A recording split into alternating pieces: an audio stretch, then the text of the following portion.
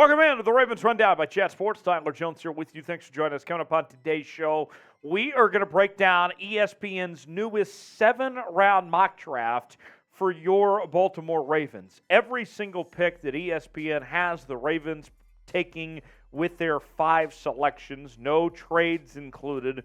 We'll go over every player and give reaction to what ESPN has picked for the Ravens coming up in just a few moments from right now. Before we get to that, though, we told you about this earlier in the week, that all this week here on the channel, we are competing with some of our AFC North rivals here on the Rundown and a sub-battle. And I got to tell you, we're playing from behind a little bit. Got some catching up to do. Browns reports at 50 new subs this week. Steelers is at 88, and we're back there at 28. So, Flock, I need you to do your part. We want to take it to the rest of the AFC North and win this sub-battle this week.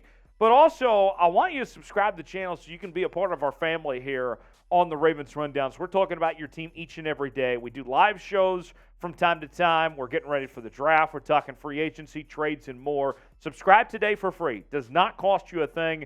Turn on notifications so you never miss a moment. We'll get started with today's show. So ESPN, one of their writers, Jordan Reid, went through all 32 teams of the National Football League and projected every single pick of the draft and broke down, did some details on the picks that he made. So what we're going to do is we're going to go piece by piece through the 5 picks for the Baltimore Ravens that Jordan Reid put together here. So with that, let's start with the first round. With the first pick of the draft for the Baltimore Ravens at 22 overall, Jordan Reid projects the Baltimore Ravens selecting TCU wide receiver Quentin Johnston.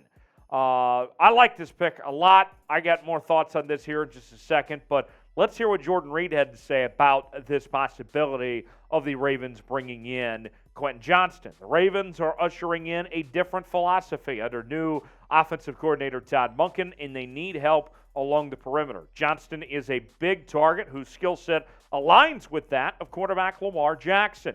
Johnston is capable of attacking all 3 levels of the field. He can be used on a variety of routes and has versatility on where he lines up. He's the exact type of playmaker Baltimore lacks. He can also step in right away and be its go-to target. And we've heard from Ravens fans say that, hey, if Lamar Jackson's not going to be back, maybe you don't necessarily need the help at wide receiver if you're going to be retooling that offense anyway.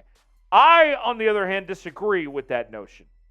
We don't know what Lamar Jackson's future is. We don't know who's going to be under center for the Baltimore Ravens in 2023 at this point in time. But even with that said, the receiving core that's there of the wide receiver room for the Baltimore Ravens right now is not good enough. Doesn't matter if Patrick Mahomes walked through that door tomorrow. There would be problems with that receiving core of who you have there. And it can't just be content with what you have right now and just willing to roll with it. That receiver room, whether Lamar is there or not, deserves better and needs more help. Quentin Johnston, I think, would be a very good pick. We've talked about him, Jackson Smith-Njigba, Jordan Addison, Zay Flowers. Any of those 4 receivers, if you're the Baltimore Ravens, I think you would be feeling pretty good about if any of them end up with your pick at 22 overall. Just depends on who's available and go from there. But Quentin Johnston is a physical, big receiver, a deep threat. I would love to see Quentin Johnston in a Ravens uniform next year. So I like this pick to get this draft started for Baltimore. Go Quentin Johnston at 22. And here's another thing, too. Let's say that you do move on from Lamar Jackson. You're probably getting other draft picks involved here, right, that would be higher than 22 in a Lamar Jackson trade. So then you could potentially draft a replacement quarterback. The 22 pick, all the top quarterbacks more than likely are going to be gone at that point anyway. So this Quentin Johnston pick is a great pick, whether Lamar's back or not. Should the Ravens draft Quentin Johnston? That's our pinned comment today. You might get an ad break. If so, take advantage of it. Type Y for yes, type in for no. Let me know what you think if the Ravens should draft Quentin Johnston or not. Next up, we find with the 86th selection. Remember, the Ravens don't have a second-round pick, so we go to the third round, and they get a corner out of Oregon State. That'd be Mr. Wright himself, at 86 overall, a big, lengthy corner. And I know that that's going to make some Ravens fans feel good. Let's tell you more about him. According to Reid, the Ravens have historically favored bigger corners, and the 6'2" Wright has intriguing traits. His playmaking skills could help him become a good player, but he's still raw. And he is still raw. I understand that. But you look at this Ravens team, and with Marcus Peters still sitting out there and the Ravens not being aggressive of finding that number 2 corner to play along Marlon Humphrey, I think you could be looking at Wright coming in, and the expectation is that he competes and tries to start right away in that outside corner spot on the opposite side of Marlon Humphrey. I think that's a realistic expectation, that whether it's Wright or another corner, that if you draft in the 3rd round, they should be able to come in right away and compete. This is not, I know that he might be raw, but whoever comes in, I think that's a realistic expectation, is that you should go out there and try to compete and earn that starting job to be the other starting outside corner there. Next up at 124, the Ravens are projected to take, according to ESPN, Georgia running back Kenny McIntosh. Now, Kenny McIntosh played a pivotal role in Georgia's national championship teams the last couple of seasons. Remember, Todd Monken, the new offensive coordinator for the Baltimore Ravens, took this job after he was the OC at where?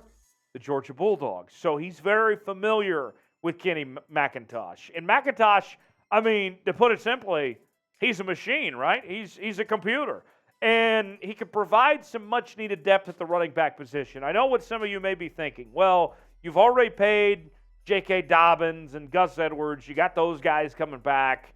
I mean, heck, you're even bringing back Justice Hill. But what have we seen from the running back position the last 2 years with the Baltimore Ravens? That you got to have bodies. You got to have a next man up. And so with that said, you don't know who's going to be healthy at what time. Kenny McIntosh, a younger running back, I think would find a way to get some playing time at some point just because of the unknowns of your stability when it comes to those running backs and how much they can stay healthy there. I know it's a number 4 running back on the roster in theory, but hear me out on this. You would probably go to him quicker than you might think, if that makes sense. Name a player the Ravens should draft, whether it's somebody we've talked about or have not talked about on today's show. Who comes to mind that you'd like to see in a Baltimore Ravens uniform in 2023? Tell us in the comments section below who you'd like to see the Ravens pick up.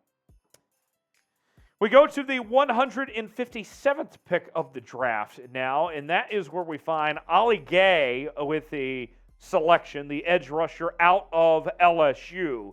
And Gay's got a pretty interesting story, this guy. He's been playing college football for a bit, and he started out at Garden City Community College in the state of Kansas and really just worked his way up. I mean, I don't think we talk enough about the guys that go from JUCO that really just work hard to get to where they are striving for, right? I mean, to go from JUCO to be starting in the SEC for, 2 or 3 seasons, the stats aren't going to jump out and be attention-grabbing, but just the fact that he was able to elevate himself, that he put in the work to get to that point. I mean, most of the time we're talking about these guys that they go into JUCO, they do the JUCO route, and then things don't go from there, or they kind of lose the love for football, right? Or maybe the grades catch up to them or something like that. With Ollie Gay, with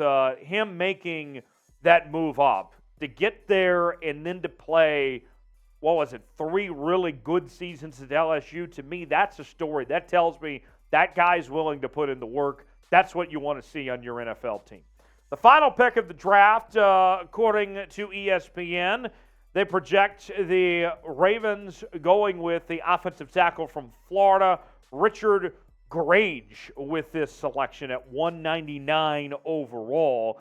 Not a bad late-round choice, actually. This is somebody who can play both tackle and guard, has experience with both. Now, with Ben Powers moving on, I know that we've talked a lot about on this show of trying to find depth and potential replacement options at the guard spot. So even though you're not picking up a player in this draft of the 5 picks ESPN has that are projected to be a true offensive guard. You're getting a guy that is mobile, that's flexible, that could play both. So pretty good chance that he would make the 53-man roster when it's all said and done.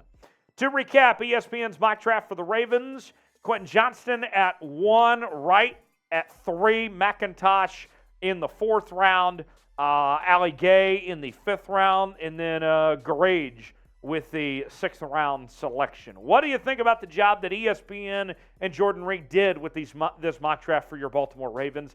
Give it a grade in the comment section. A, B, C, D, or F. Let me know what you think of the job that they did with this mock draft. I thought it was pretty solid. I'm not going to complain ever about getting Quentin Johnston with that first pick there at a 22 overall. Let me know what you think in the comment section below. You can also hit me up on social media, Twitter, Instagram, and Facebook at Tyler Jones Live. Find me there, and I'll see you next time right here on the Ravens Rundown.